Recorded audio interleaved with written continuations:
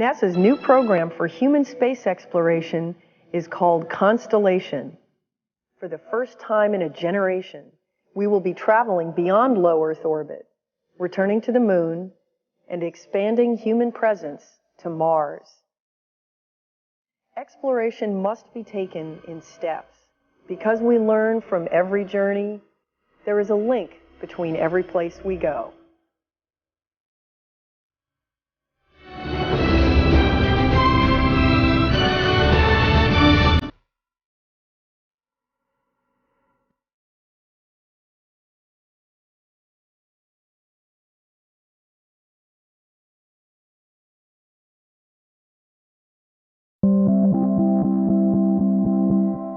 Before humankind travels to Mars, there's a lot of work to be done. With every mission, we get smarter about exploration, learning the capabilities of our hardware, learning about the environment, building partnerships, and ultimately reducing the risks of spaceflight through our knowledge gained. Taking our journey in calculated steps, Constellation will first travel close to home, 220 miles above the Earth, to a floating laboratory in space called the International Space Station. I'm Pam Melroy. As a space shuttle pilot and then shuttle commander, I've visited the space station 3 times. The station is the largest spacecraft ever built. Constructed piece by piece in low Earth orbit, it is the greatest engineering feat humankind has ever attempted. The station allows unique scientific research to take place without the constraints of gravity. But you might be surprised to discover it also plays an important part in our return to the Moon, and ultimately, humans setting foot on Mars. The Orion spacecraft is America's next manned spacecraft. So the vehicle is going to be capable of low Earth orbit operations and also capable of going beyond low Earth orbit. This new spacecraft design takes advantage of being able to do both. It's a very flexible design. Orion serves a need for space station. It brings crews back and forth. It brings some supplies back and forth, some critical things with it. But the missions to space stations serve a big purpose for Orion as well. It's you don't want to take the new car out on the long duration road trip the first time out. So from a strictly Orion perspective, we get a lot of benefit from these near-Earth, low-Earth orbit missions to try out the spacecraft. When we go to a station, virtually all the functions that we need on lunar for Orion will be exercised. You need power generation, you need thermal control, obviously all the avionics, you need rendezvous and docking, which are critical, obviously, for a lunar mission where you're sending a module to the surface and then having to rejoin with it when it returns. So virtually every system that has to be used for lunar is used during those low Earth orbit missions.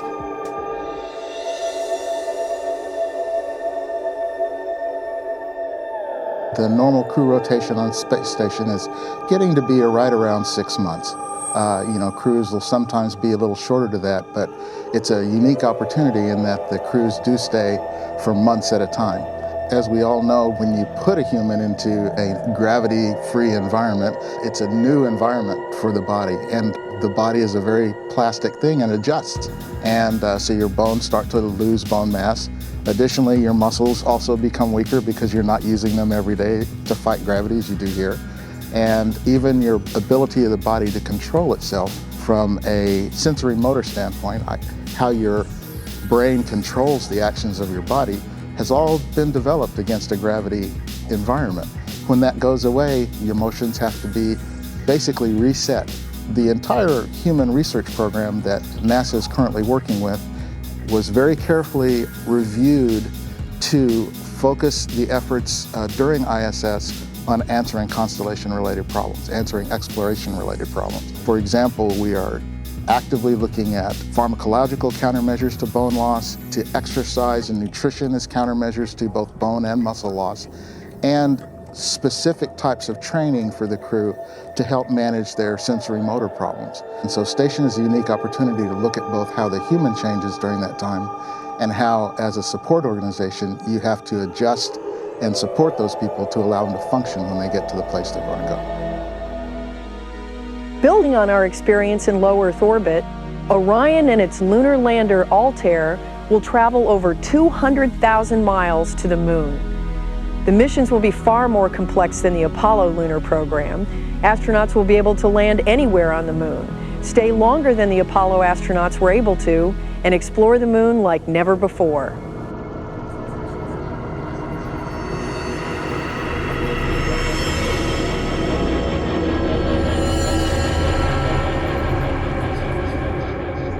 Well, the Moon is fascinating to certain astronomers and geologists because it's an example of a terrestrial planet that never got past early stages of development. So on the Moon, we can look at features and processes that have been preserved for 3 to 4 billion years and see things that probably were happening on the Earth but have been erased by all of the erosional processes on the Earth. So the Moon, however, is like a history lesson and a textbook on the early days of the solar system.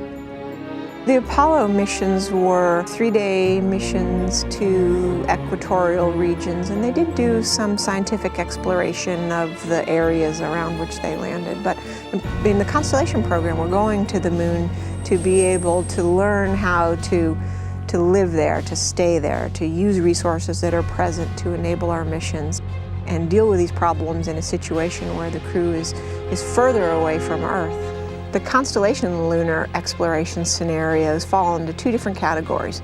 With the Altair lunar lander, we can set a crew of 4 down anywhere on the surface of the Moon and sustain them for 7 days, whether it's to deploy a telescope or perform a geologic expedition.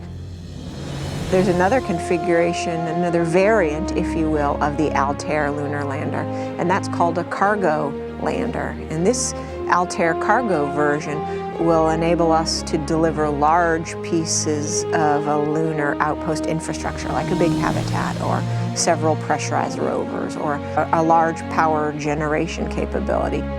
All the necessary building blocks of a lunar outpost, and this outpost will sustain a crew of 4 for missions up to 180 days. So the Altair lunar lander will be the mode by which we bring the crew back and forth. It will take the crew there, wait for them for their 180-day stay, and then be capable of bringing them back to the Orion spacecraft in low lunar orbit. The Constellation lunar program operations will really be focusing in on what are the capabilities and the techniques that we need to develop to master in order to reduce the risks associated with sending humans to Mars. As an astronomer, I've always found Mars to be one of the most fascinating planets in our solar system. Robotic rovers have explored the planet, capturing our imagination and giving us a glimpse at its many mysteries. Ultimately, the Constellation mission plan works towards building on this knowledge and putting human scientific expeditions on the red planet. Mars is a planet which is more geologically complex than the Moon, and it has had water on it at some time, interacting with it. And we see huge tectonic features and gigantic volcanoes. I mean, the Olympus Mons is one of the largest volcanoes in the solar system, about the size of the state of Arizona. So these features are new things to investigate, and of course there's always the intriguing possibility that early in the history of Mars, when there was water, there might have been the early development of life forms or something precursors to life. Human exploration of Mars is different than any mission we've conducted before. During Apollo, the missions were fairly short, 3 days there, 3 days exploring the surface, and 3 days coming back. But with human exploration of Mars, it's much more difficult. It'll take about 6 months for the crew to get out to Mars. That's about what we do on Space Station in a crew rotation mission, so we're learning a lot there. Once crews get to Mars, they'll explore the planet for about 500 days, waiting for the proper alignment between Earth and Mars. And when that alignment occurs, it'll take about another 6 months to come back. So overall, it's about a 2.5-year mission. Again, 6 months out, 1.5 years there, and 6 months coming back. Future human exploration of Mars will be a stepwise progression, starting here on Earth analogs, learning how to test systems and how things operate. Constellation systems that we're developing today will feed in very nicely to future human exploration of Mars. Launching the Orion capsule fits in perfectly in terms of delivering crew to low Earth orbit, up to 6 crew. The space station fits in terms of being a very vital test bed for human operations in space. Future systems that we're going to land on the surface of the moon, the habitats, the pressurized rovers, the power systems, all of those elements will be, if not identical, very similar to the systems that we'll actually take to Mars.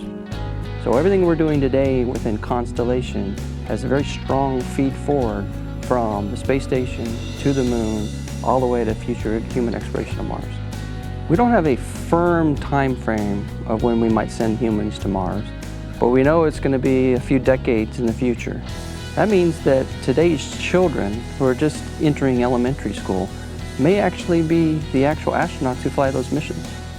So inspiring children to pursue math and science is very vital that we keep that going, so those children can actually be the ones that explore Mars. You know, that's one of the tasks that NASA has for humanity, is to start to extend our presence off this planet. Unlike the past, where many of the children did not have an expectation that humanity was moving in that direction, the current generation does. It is part of their culture. And so I think we'll be well positioned for that as long as we prepare them for all the things that are necessary, that, you know, we commit to education and preparing them for the skills that it's necessary to go there. I think a lot about the longevity of the Constellation program. I have a 5-year-old daughter. She has her little Orion mock-up, like many of the children of people that work in Constellation program. And so I think a lot about the legacy that we leave in these early missions and how that will evolve over time and be the space program that my daughter will inherit and her daughter and son will inherit someday. I think that's where a lot of the pride in what we do is that we feel like we are, in fact, the folks that are keeping that alive for our children. So we're now looking at a process of human movement out into the solar system, which has more than just technical implications. It has sociological implications in terms of technology development, in terms of inspiration of youth, in terms of demonstrating leadership in the world, in terms of creating new opportunities for economics and economical development in space, and scientific implications. From Earth orbit to the moon, to Mars and beyond, Constellation is taking a vision for space exploration and turning it into a strategic mission plan. To extend our human presence farther than we have in the past, Constellation will overcome many challenges, make new discoveries, push technology, and write new chapters in space history, one destination at a time. Along every planned step of our journey, we will not only try to answer the mysteries of our solar system, but also satisfy our human desire to explore.